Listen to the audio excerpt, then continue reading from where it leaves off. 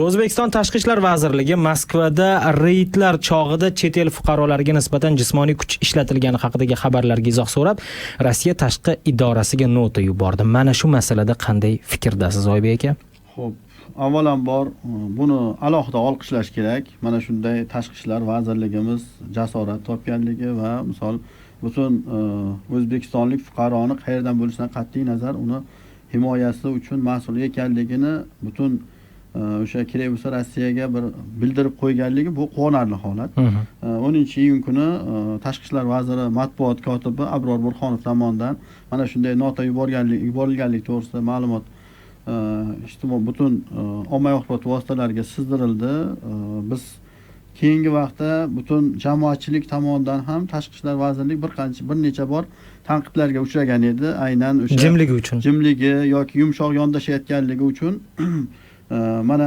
mana shunday nota yuborilganligi e'tirof etildi. Notada o'sha inson huquqlari buzilayotganligi, biz o'sha ittifoqchilik munosabatlari, strategik sheriklik to'g'risidagi shartnomalar imzolaganligimiz va bu xatti-harakatlar unga to'g'ri kelmasligi, aybdorlar albatta topib tegishli tarzda jazolanishi masalasi qo'yilgan edi va tez fursatda bunga Rossiya tomonidan ham o'ziga xos aks sado berildi. Ya'ni Zaxarova tomonidan bu masala o'rganilayotganligiga alohida urg'u berildi. Endi buni ahamiyatli jihati shundan iboratki, endi Tashqi ishlar vazirligi yoki mana shunga o'xshagan vakolatli organlar albatta reaksiya qilishi bu o'sha tomonni ham u yoki bu darajada sergaklantiradi. Demak, bundan keyin ular ham misol O'zbekistonlikka nisbatan qandaydir noqonuniy xatti-harakatlar qilishda men o'ylaymanki, sal o'zini o'ylab harakat qiladi. Endi agar ruxsat bersangiz, o'zi buni zamirida nima yotdi? Nega bular keyingi vaqtda bizni migrantlarga nisbatan mana shunaqa qo'pol muomala qilish, ularni chiqarib yuborish bilan dag'dag'a qilish, ksenofobik, turli rasmiylari mana yaqinda o'sha vazir darajasida bizga misol o'sha dankasa migrantlar kerak emas va hokazo shunga o'xshagan bayonotlar berilyapti. Buni ikkita sababi bor men nazarimda. Birinchi sababi mana buyuk olimlardan biri Gumilyov etnogenez jarayonini o'rganadi va etnogenez jarayoni bilan bog'liq 3 ta muhim prinsipni ilgari suradi.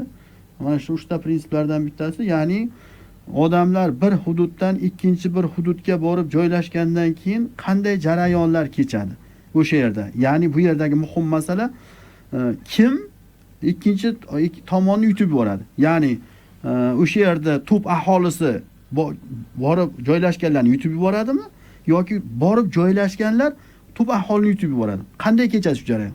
Mana shu bilan bog'liq bo'lgan jarayonlarni o'rganadi va simbioz jarayon deb nom qo'yadi bittasiga. Bu simbioz demak o'sha yerda sekin-asta joylashib tub aholi demak ko'chib borganlarni ham o'sha madaniyatni, o'sha hududni, misol o'sha tilini hammasini o'rgatib, bularni yutib yuboradi. Ikkinchisi xamera deb nomlanadi va bunda uni umuman teskari jarayon. Ya'ni endi ko'chib borganlar u aholini yutib boradi.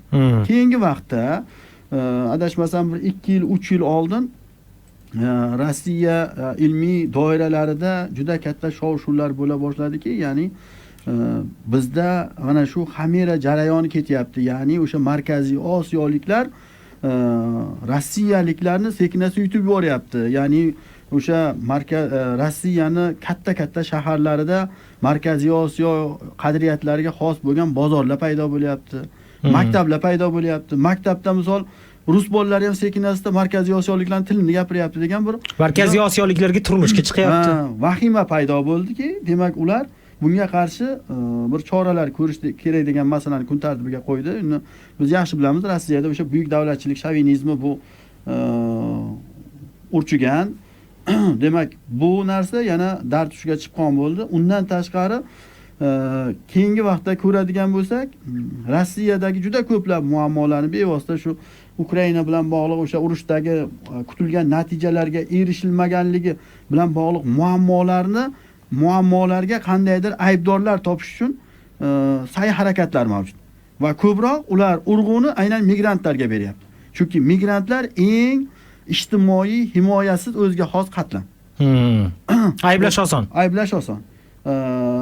Uchinchidan Demak, Rossiya uchun bugungi kunda suv bilan havodek, demak, urushga qatnashadigan askarlar kerak va misol Rossiyada ma'lumotlarga qaraganda 7-8 milliondan ortiq migrantlar mavjud. Bevosita Markaziy Osiyo yoki boshqa davlatlar. Endi tasavvur qiling, 7-8 milliondan ortiq ular hisob-kitob bo'yicha 200 ming, 300 mingini urushga jalb qila olsa ham bu juda yuqori ko'rsatkich. Demak, aynan mana shunday bosimlar orqali shu migrantlarni urushga jalb qilish, ulardan o'sha tirnoq ortidan bir kir qidirgan holda mana sen aybdorsan, sana oldingda ikkita yo'l turibdi. Dilemma bor, bo'ldi. Yoki sen qamalasan, jazolanasan, yoki deport qilinasan, yoki mana urushga qatnashasan, senga yaxshi oylik beramiz va hokazo. Ana men nazarimda shu uchun shunday siyosat yuritilyapti. Demak, bunday siyosatga rasmiy doirada talab qilinaversa, demak ular ham bu siyosatni sal yumshatishga yoki kuch ishlatar tizimlari sal bizni Markaziy Osiyolik, jumladan O'zbekistonlik fuqarolar bilan o'ylab harakat qilishga men o'ylaymanki majbur bo'ladi.